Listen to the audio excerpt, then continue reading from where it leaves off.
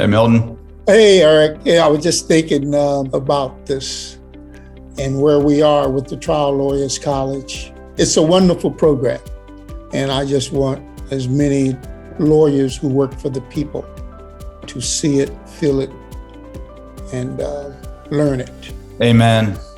Amen. I feel the same way. You recently had a trial that I'm sure most of the trial lawyers throughout America have heard of. Could you share a little bit about that trial and how discovering the story helped you win that trial? You know, Milton, I just got this fantastic result. You know, I asked the jury for 91 million and they gave it. I suggested. Asked the jury for 91 and they gave it.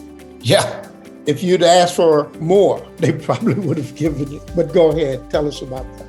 I don't have like this huge history of massive verdicts, but I've got a huge history of massive wins. Mm-hmm. I've tried a lot of cases, a lot of cases, and I've been extraordinarily successful in court. Mm-hmm. But every one of those trials, since I went to the Trial Lawyers College in 2001, was like this intimate experience that I'm going through the journey as a teammate with the jurors.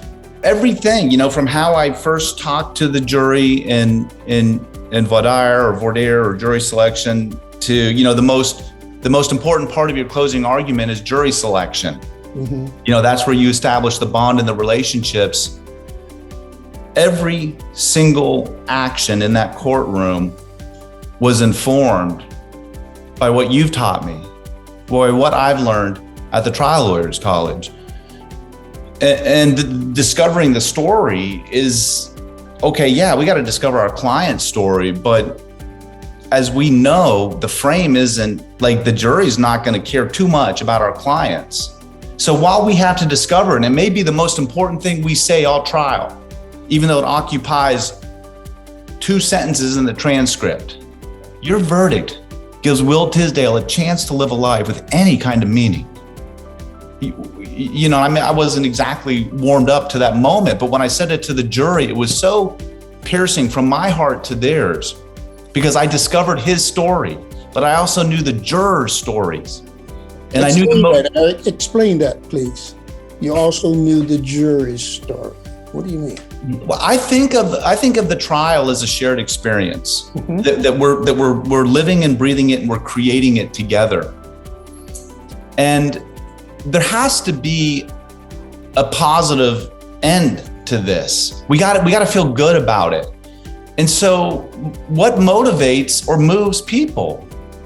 What would motivate a juror to be inspired to do justice? You know, you think about it individually.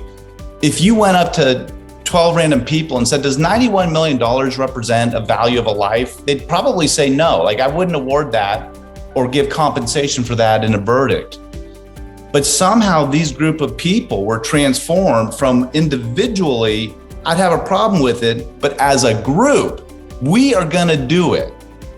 And because the reason why they did it is we as a community, Milton, have to do more because we're not living up to our potential.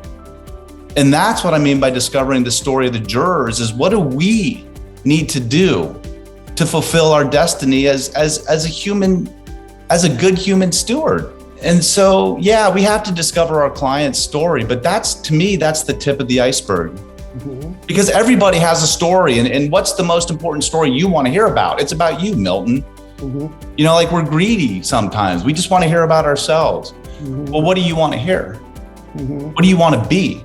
I said what I just said, that if you'd asked for more, you probably would have gotten it. I don't mean that you should have. I was just making the point that you got what you asked for. And you knew what to ask for. Yeah. Yeah. I think you're right. And I also don't think that verdict was enough. And I mean that with 100% sincerity. Really? Absolutely. You know, the devastation and the havoc on this man's life. And if you think about $1 trillion bailouts, like how many, there's 330 million Americans. How many does that go into a trillion? I don't know, but it's a lot. You and I should be a millionaire just by bailouts. You know what I mean? Like we got to start valuing the individual more, and maybe, just maybe, if we start to treat each other with some kind of respect and compassion and humanity, maybe we can right the ship, because we're kind of in rocky waters right now. But there's hope, and we're the messengers of it. All lives matter. Yeah. Thank you. Thanks, Eric.